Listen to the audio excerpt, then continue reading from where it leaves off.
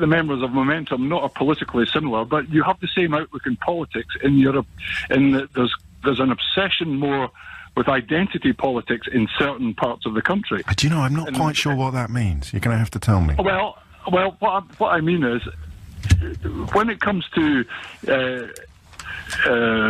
issues about minorities, etc., I mean, everyone knows a minority of some sort, but when it comes to racial or ethnic or religious minorities, when people are focusing on that in parts of the country where there are more racial or religious minorities, like in London and the South East, somewhere in Banff or somewhere in South Shields, they have no contact with Jewish people. They have very little contact with ethnic minority people. So the travails of them aren't part of their overall political view. No, but I think I see where you're going now. The only place they're more concerned with housing. Yes, but they don't need to worry about any of the other stuff. But the media and the yes, the right-wing media. No. Oh yes, mate. Of course it is. Because if I sat here, this is what identity politics means. It's fascinating, and I feel a bit sorry for you that you're the one that's rung in with this position today. Because your friends in Banff who don't know any Jews, where are they getting the idea that too much attention is being paid towards ethnic minorities? Because they've watched the television. Yeah, exactly. They read the newspaper. Exactly. And there are people telling them. There are people whispering in their ear. Look at all this attention that's being paid to the ethnic minorities. How does it affect the life of your friend in Banff who doesn't know any Jews? How does it affect their life? Because it's not part of their daily experience dealing with the but how does it affect their life? That if you will, that there are conversations about anti-Semitism happening in Westminster. How does it impact on the life of your friend in Banff? Because it's diverting away from the issues. No, it's not. There's nothing to stop them focusing on whatever they want to focus on, but they've chosen instead to listen to the voices telling them that the whole world is obsessed with ethnic minorities. Just back up a little bit.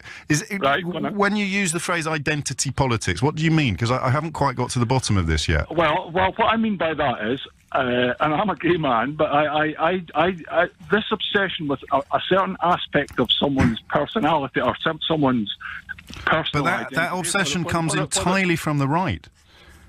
No, it doesn't. It does.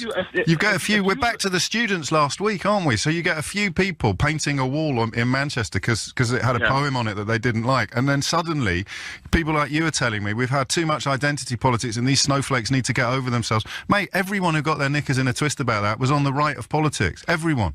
Except for a few dozen students who deserved and demanded the right to decorate their own communal space. You've really got to get over this, because it's going to cause you so many problems. Your friends in Banff who don't know any Jews are being told that the reason why their life is rubbish is because the political class is spending so much time obsessing about minorities. Off the top of your head, what's your best example, Greg, of the political class obsessing too much about minorities? Well, as I say, every But just one really good example. That affect your friends in Banff who don't know any Jews? The very fact that we're discussing... that doesn't affect the life of your friends in Banff who don't know any Jews. The policy, the proposal, the idea that demonstrates too much attention is being paid to ethnic minorities, and it's damaging the existence of your friends in Banff who don't know any Jews. Give me a second. Go on then. The very fact that we're discussing... That's not an example. That's a repetition of what you said before. No. Well, that's an example of So your friends in Banff who don't know any Jews are listening to this programme and their life is being diminished because... Listen. I am listening. I think that's the problem here. The discussion of... there's an example then. The discussion on Netanyahu and Israel. Yes. It's an interesting one. It's an important one.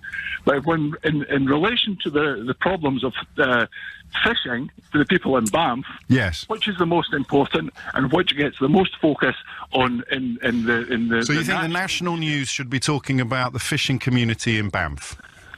No, but no, you asked the reason why people... No, I didn't. I asked how protecting the interests of minorities unduly was negatively impacting on your friends in Banff who don't know any Jews. And we both know there's a reason why you can't provide an example. There aren't any. Because I'm saying that people are more interested in the generality of their lives than... I'm not saying it's a good or a bad thing, it's human nature. No, you are saying it's a bad thing because you use the word identity politics. Well, what is that?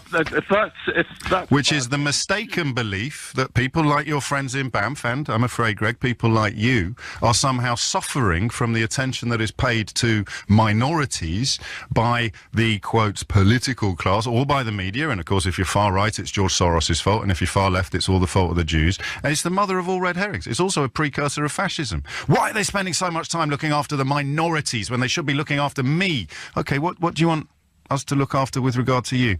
And what did you say, Greg? Mate, like the best UKIPper of all, fish.